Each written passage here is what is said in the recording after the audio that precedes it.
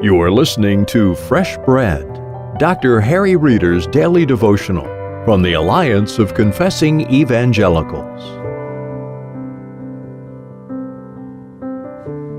Great to be with you in the Gospel of Luke. We are in that section that chronicles the journey and teaching and ministry of Jesus from Galilee to Jerusalem, where he will die for our sins. In Luke 14, this is what we hear about what happens on a Sabbath day in this journey. Luke 14:1, one Sabbath, when he went to dine at the house of a ruler of the Pharisees, they were watching him carefully. And behold, there was a man before him who had dropsy. And Jesus responded to the lawyers and Pharisees, saying, "Is it lawful to heal on the Sabbath or not?" But they remained silent. Then he took him and healed him and sent him away.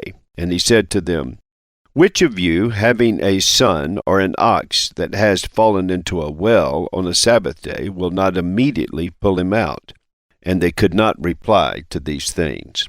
This is one of those moments where Jesus goes to eat at an invitation, clearly, in the home of a Pharisee. This is someone who is in a position of authority, likely, of course, within the Sanhedrin itself.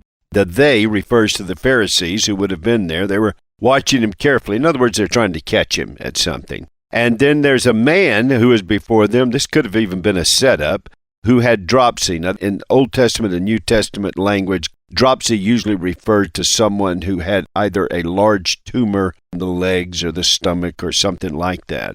And so Jesus responded to the lawyers and Pharisees. Now, we don't have any record of them saying anything to him. Well, he is responding to what he knows they are thinking. And before he does anything, he asks them a question: is it lawful to heal on the Sabbath or not?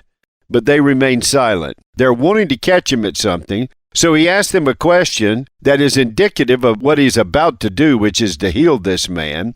And he draws him out before the healing to find out, well, what is your opinion on this? And they remain silent. Their scorecard in dealing with Jesus in terms of verbal jousting was about 200-0. They were on the losing end every time. So their new method is we're not going to debate him. We'll just be quiet. We won't say anything. Jesus then takes the man and he heals him, and then he sends him away. And then he turns to them, "Which of you, having a son or an ox that has fallen into a well on the Sabbath day, will not immediately pull him out?" Well, you know what your answer to that is. Of course I'm going to pull him out. Then here's a man who is entrapped in this disease, and God sovereignly, for the purposes of teaching, heals him. And then as he brings this man out of this condition, and it's on the Sabbath day, which you say, I shouldn't be doing this, would you not relieve the stress of the one who has fallen into a well, your son, your ox, or any person that you're responsible to? In other words, on the Lord's Day, it's appropriate to do acts of worship, acts of mercy, acts of ministry, and compassion. Clearly, that's what he's saying. But more than that, he's trying to get at the heart of their lives. Their man-made traditions about observing the Sabbath have become more important than the purpose of the Sabbath, which is a day of rest and renewal, and God's concerns extend not only to the spiritual but also to the physical.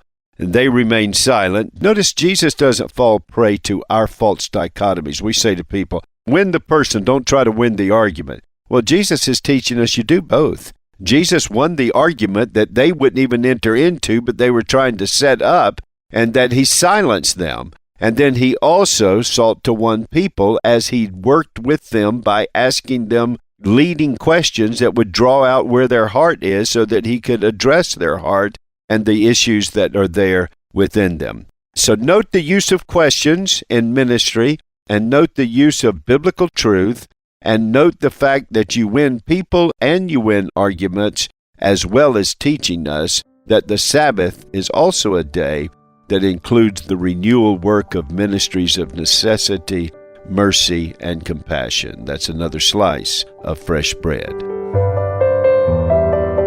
Drug addiction, pornography, broken homes, sexual promiscuity are all challenges in raising a family. Dr. Reeder's excellent series, 7 Essentials for the Christian Family, is our gift to you when you call 1-800-488-1888.